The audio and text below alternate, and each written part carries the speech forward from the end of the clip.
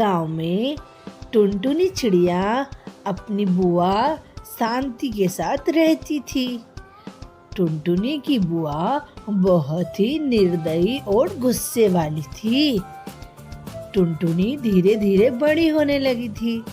टुनटुनी को अपने दोस्त बंटी कबूतर से प्यार हो जाता है और वो उससे रोज मिलने जाने लगती है।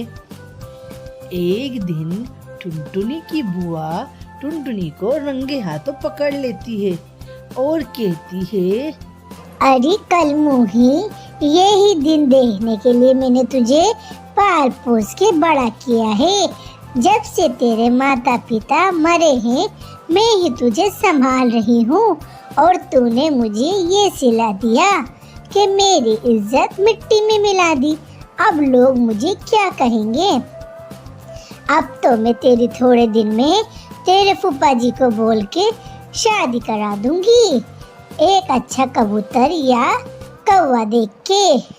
नहीं नहीं बुआ, मुझे माफ कर दो, मुझसे गलती हो गई। मैं आज के आइंदा बंटी कबूतर से नहीं मिलूंगी। अरे तू तो अब चुप ही रहे, तूने तो मेरा साथ विश्वासघात किया है। मैं तुझे दाना लेने भेजती हूँ और तू यहाँ बंटी कबूतर से नेल लड़ाती है। टुनटुनी की बुआ थोड़े दिन में ही टुनटुनी की शादी एक कौवे से कर देती है और उसकी माँ के सारे गहने भी उसको दे देती है। टुनटुनी अब बंटी कबूतर को भूल के अपने ससुराल और अपने पति के साथ खुशी खुशी रहने लगती है। पर उसकी सास बहुत ही ज्यादा चालाक और चतुर थी। वो टुनटुनी से दिन भर काम कराती और उसको बहुत मारती। टुनटुनी बहुत ज्यादा ही उसकी सास की मार खाती थी, पर कभी भी अपनी बुआ को जाके नहीं कहती थी। अगर मैंने जाकर बुआ से कहा तो बुआ तो मेरी बात मानेगी नहीं। मैं तो ये मार सहन सहन करके बहुत दुखी हो गई हूँ।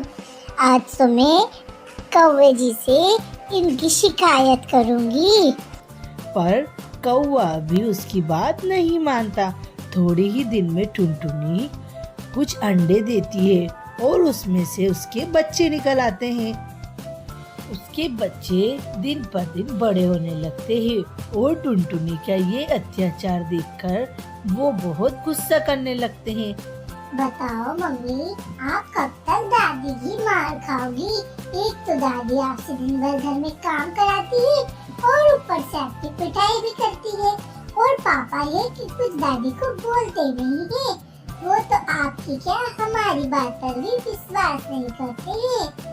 चलो अपन तो ये घर छोड़कर कहीं बाहर चलते हैं, कहीं अच्छा घोंसला बनाकर रहने लगेंगे। अरे बेटा, इस दुनिया में अपन को कौन सहारा देगा? ये आजकल की तो बहुत बेईमान दुनिया है। अरे माँ जी, इस दुनिया में कुछ बुरे पक्षी तो कुछ अच्छे भी हैं। आप चलो यहाँ से, हमसे ये अत्याचार देखा नहीं जाता।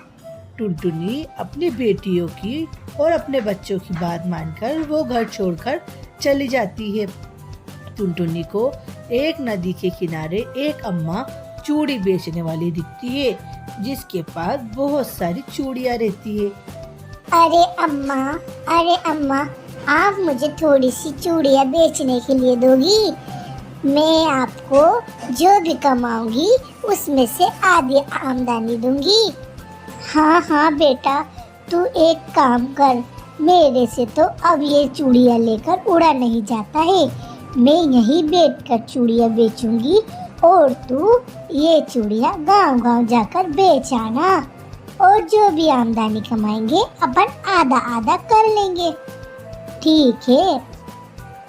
टुनटुनी चूड़ियाँ लेकर गांव-गांव बेचने जाती है और अपनी बेटियों को अच्छा खाना खिलाती है। अरे बूढ़ी अम्मा, आप मेरा एक काम और कर दीजिए, मैं आपका एहसान नहीं भूलूंगी। बोल बेटा, अब तुझे किस चीज़ की ज़रूरत है? माँ जी, ऐसी भरी ठंड में हमें सर झुकाने के लिए कोई छत नहीं है। आप आपके घर में हमें रख लीजिए, हम आपका घर का काम भी करेंगे और आपको खाना भी बनाकर खिलाएंगे।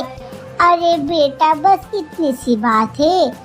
चल ठीक है, तू अपने बच्चों को लेकर मेरे घर में रहने लग जा, मैं तुझे कुछ नहीं बोलूँगी। और टुनटुनी वो अम्मा के साथ अपने बच्चों को लेकर खुशी खुशी रहने लगती है। एक गांव में टुनटुनी नाम की चिड़िया अपनी सास कबूतरी बहन और अपने पति कालो कौवे के साथ रहती थी। टुनटुनी और टुनटुनी की सास की आपस में ज्यादा बनती नहीं थी। ये देखकर कालू कौवा बहुत परेशान रहता था। एक दिन कालू कौवे की तबीयत ज्यादा खराब होने के कारण उसकी मौत हो जाती है। ये देखकर दोनों सास बहू बहुत फूट फूट कर रोती है। अरे बेटा, तू हमें छोड़कर कहाँ चला गया? इस गरीबी के हाल में हम क्या करेंगे? अरे, आप मुझे छोड़कर कहाँ चले गए? अब बताओ, मैं आगे का जीवन कैसे आपके बिना निकालूंगी? मैं तो अकेले मर ही जाऊंगी। अरे टुनटुनी बेटा, हिम्मत रख, हिम्मत। अपना कौवे बेटे के साथ साथ यहीं तक था। अब परेशान मत हो, अब कुछ न कुछ करके तो अपना पेट भरना ही पड़ेगा। थोड़े दिन गुजर जाते हैं, घर का रखा हुआ राशन भी खत्म हो जाता है। माँ जी, अब तो घर का रखा हुआ राशन भी खत्म हो गया है। अब बताओ माँ जी, मैं क्या करूँ? तो दोनों सास बहू मिलकर घर घर भीख मांगने चली जाती है और जो कुछ मिलता है शाम को मिलजुल कर खा लेती है। कभी कबूतरी जाती है भीख मांगने तो कभी टुनटुनी चिड़िया जाती है भीख मांगने। एक दिन दोनों एक बहुत बड़े महल के सामने भीख मांगती है, तो वहाँ तो बहुत बड़ी पार्टी चल रही होती है। वो लोग उसको बहुत अच्छे अच्छे पकवान दे देते हैं। वो दोनों ये पकवान देखकर बहुत खुश होती हैं और मिलकर खा लेती हैं। दूसरे दिन फिर केवल कबूतरी बहन ही भीख मांगने जाती है और वो अच्छे से पकवान ले लेती है भीख में। अरे, तुम तो रोज भीख मांगने आ जाती हो, क्या बात है? आज तो तुम अकेली ही आई हो, तुम्हारे साथ तुम्हारी बहू टुनटुन चिड़िया नहीं आई। नहीं, आज वो घर पर ही है। मालकिन उसको अच्छे अच्छे पकवान दे देती है, उसमें वो उसको जलेबी भी देती है और वो कबूतरी लेकर घर जाती है। क्या बात है माँ जी, आज तो बहुत अच्छे अच्छे पकवान दिए मैडम जी ने आपको। हाँ, ले ये खा ले। ये चाशनी काय की है? अरे कुछ नहीं, वो तो लगता है किसी न किसी चीज की लग गई होगी। कल मैडम जी के वहाँ पार्टी थी ना। अरे माँ जी, ये चाशनी तो मुझे जलेबी की लग रही है। टुनटुनी अपने मन में सोचती है, लगता है चटोरी माँ जी ने वो जलेबी खा ली है। अब तो कल भीख मांगने सेठानी के यहाँ मैं जाऊंगी और माँ जी को किसी न किसी बहाने से घर पर ही छोड़ कर जाऊंगी, तब माँ जी की अकल ठिकाने आएगी। दूसरे दिन सवेरा होते ही बहुत जल्दी टुनटुनी मालकिन के यहाँ भीख मांगने चली जाती है। महल में से मालकिन उसको अच्छे अच्छे पकवान दे देती है और एक कटोरा भरकर रबड़ी दे देती है। टुनटुनी अपनी सास जैसी चालाक होती है, पूरी रबड़ी वहीं खाकर चट कर देती है, पर उसकी सास समझ जाती है। जैसे ही वो पकवान लेकर घर पहुंचती है, क्यों रे टुनटुनी, मुझे तो लग रहा है कि मालकिन ने कुछ मीठा भी दिया था। तू लगता है मीठा खा गई। नहीं नहीं माँ जी, जैसे कि कल जलेबी नहीं दी थी, वैसे ही आज रबड़ी नहीं दी। वो तो थोड़ी सी रबड़ी इसमें लग गई थी। मेरे को बेवकूफ बना रही है टुनटुनी। मैं भी कबूतरी हूँ, देख अब मैं पता लगा के ही रहूंगी। कल तो अब मैं भीख मांगने जाऊंगी। माँ जी, मैं भी आपके साथ भीख मांगने चलूंगी। सवेरा होते ही दोनों फिर से मालकिन के यहाँ चली जाती हैं। अरे आज तो मालकिन का दरवाजा लगा हुआ है। काफी ठोकने के बाद भी मालकिन ने दरवाजा नहीं खोला। खोलो खोलो खोलो खोलो, हम आए हैं कबूतरी मौसी और टुनटुनी भीख मांगने।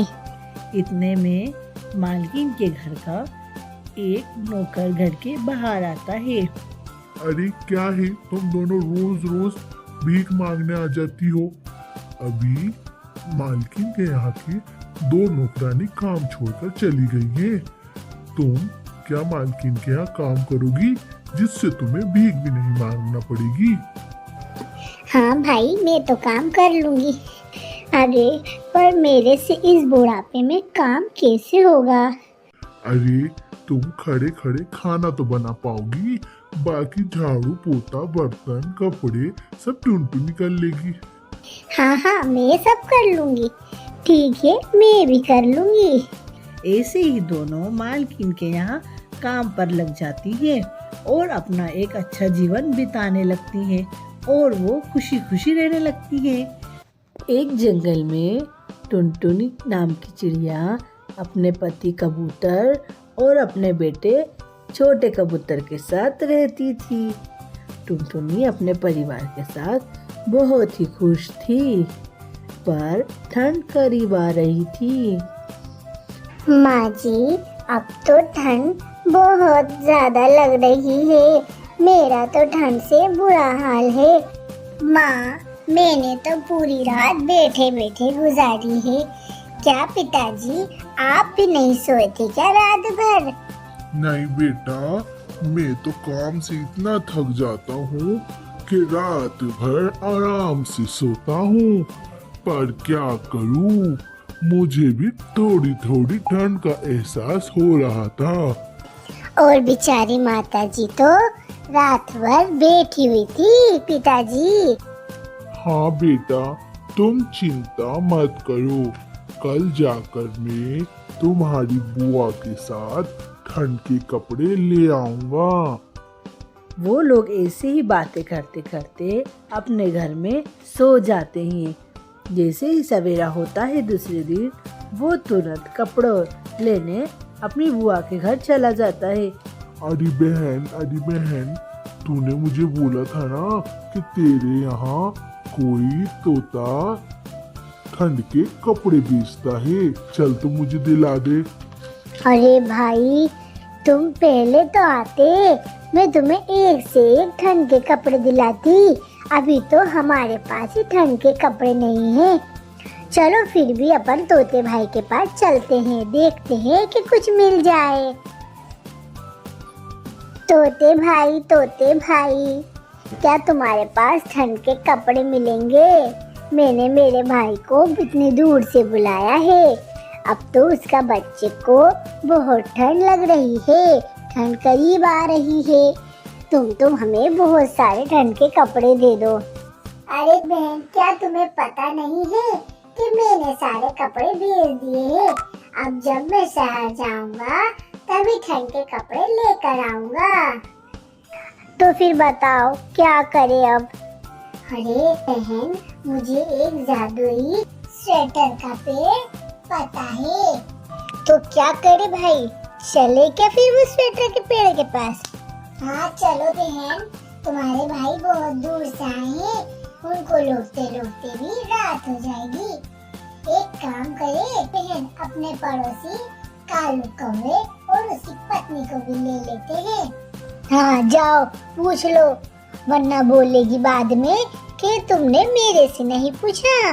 तुम्हें पता तो है कौवी बहन की आदत। तोता जाकर कौवी को और उसके पति को बुला लाता है, पर उसका पति रात भर ठंड के मारे सोया नहीं था, तो वो तो सो जाता है और कौवी बहन तोते भाई के साथ चली जाती है। वो चारों मिलकर जादुई स्वेटर के पेड़ के पास जाते हैं।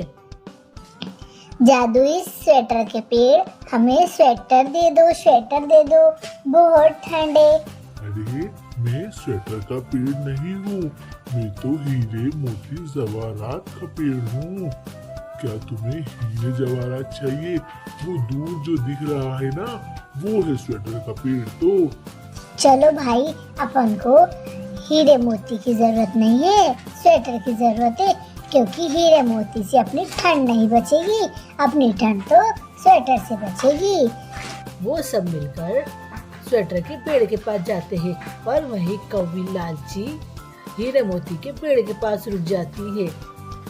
क्यों तुम मेरे पास क्यों रुक गई हो? क्या तुम्हें हीरे मोती चाहिए? हाँ, जब घर में हीरे मोती होते हैं ना, तो ठंड अपने आप कम हो जाती है। उधर वो कबूतर, तोता और तोती बहन स्वेटर लेकर अपने घर चले जाते हैं और इधर ये एक टोकरा भरकर हीरे मोती ले लेती है। क्यों तुम तो स्वेटर लेने गई थी कौवी, ये क्या हीरे मोती लेके आ गई? हाँ जी, आपको पता है जंगल में एक हीरे मोती का पेड़ था, जिससे मैंने हीरे मोती ले लिए हैं। उधर ठंड के कारण बहुत तेज बारिश भी होने लगी थी। माँ, अच्छा हुआ पिताजी स्वेटर लेकर आ गए। देखो अपन तो बिल्कुल भी ठंड से बच गए हैं, अब तो बिल्कुल भी ठंड नहीं लग रही है। हाँ बेटा, तुम्हारी बुआ ने पापा को बहुत अच्छे स्वेटर दिलाए हैं। उधर सब लोग अपने परिवार में स्वेटर पहनकर बैठ जाते हैं। ना ही उनको ठंड का एहसास होता है, ना ही बारिश का एहसास होता है, और वो लोग बहुत खुशी खुशी रहने लगते हैं। और इधर कौवा और उसकी पत्नी फूट फूट कर रोने लगते हैं ठंड के मारे। अब तो मैं बिल्कुल भी लालच नहीं करूंगी, सब अपने परिवार में खुश है। और ये देखो हीरे मोती एक कोने में पड़े हुए, लगता है सुबह तक तो अपन मर जाएंगे ठंड के मारे, क्या करें। और वो अपनी लालच के कारण बहुत दुखी हो जाती है। तो फ्रेंड, कैसी लगी आपको हमारी कहानी? अगर आपको हमारी कहानी पसंद आए तो हमारी कहानी को लाइक करें, शेयर करें और हमारे चैनल को सब्सक्राइब करें।